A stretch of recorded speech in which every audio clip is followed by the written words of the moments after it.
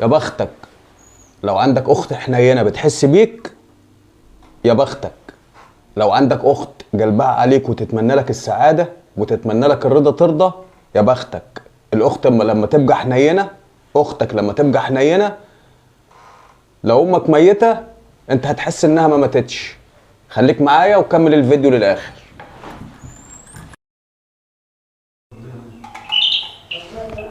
ايوه اخويا تعالى يا حبيبي. الحمد لله. عامله ايه يابا؟ الحمد لله يا حماد.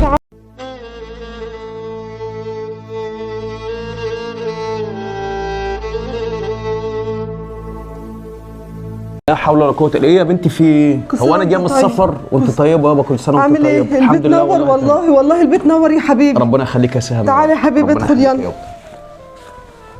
عامله ايه يا سهام؟ تعالى يا حبيبي. الحمد لله والله. كل سنه وانت طيب يا عسل. وانت طيب يا حبيبي. الله، امال جوزك وابنك فين؟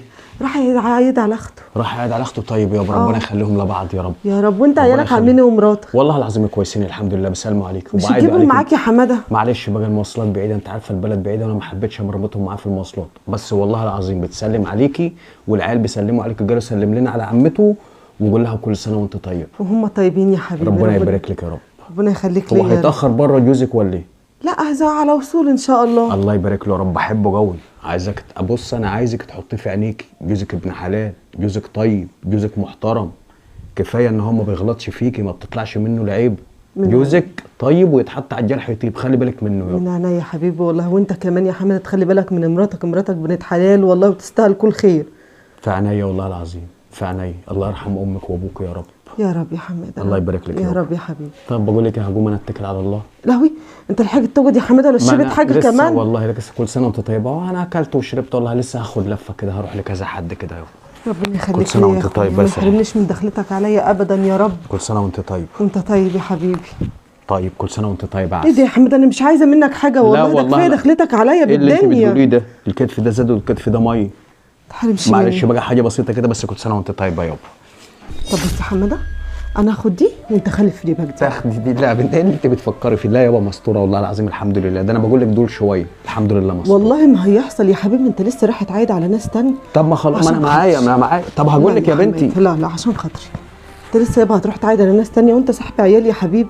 هو كل اللي بينا فلوس يا حماده؟ على فكره يا حماده انا عايزه اقول لك على حاجه. اوعى تحط في دماغك حكايه الفلوس دي، ان انت مش معاك ما تجيش لاختك. انا اخر حاجه فكر فيها الفلوس يا حبيبي. كفايه دخلتك عليا دي بالدنيا. ياه ربنا يبارك لك يا رب.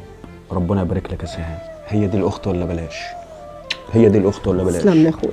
الاخت الاصيله بنت الناس، الاخت الجدعه اللي اهم حاجه عندها اخ، اللي مش في دماغها اخويا جاب ولا ما جابش. اخوك على قد صاحب عيال. اخوك الود وده يمد ايده يجيب لك نجمه من السما، بس ما باليد حيله. حسي ما تقعديش مع الغربه تشتكي اخوك وتشتكي مرات اخوكي. اصل هو ما بيجيبش. اخوك لو قادر هيجيب لك الدنيا، بس هو مش قادر. بصلة المحب خروف. لما تكون عارفه ظروف اخوك على قد وجوزك مرتاح، فبالله عليك ما تجيش على اخوك. مش اسرق اخويا وهاتلي عشان يبقى شكل حلو قدام الناس. زي ما قلت لك هو لو قادر يجيب هيجيب. حن يا بنت الناس حن. اخوك برضه صاحب عيال.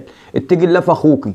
ما توصلهوش لدرجه ان هو لو مش معاه فلوس ما يروحش لاخته. لا اثبتي له ان انت شبعانه بنت ناس. جوزك مكفيكي مخليكي مش عايزه حاجه كده بس. اخوك يشيل من دماغه الفلوس حتى لو مش معاه، يجي لاخته عشان يزورها. السلام عليكم ورحمه الله وبركاته.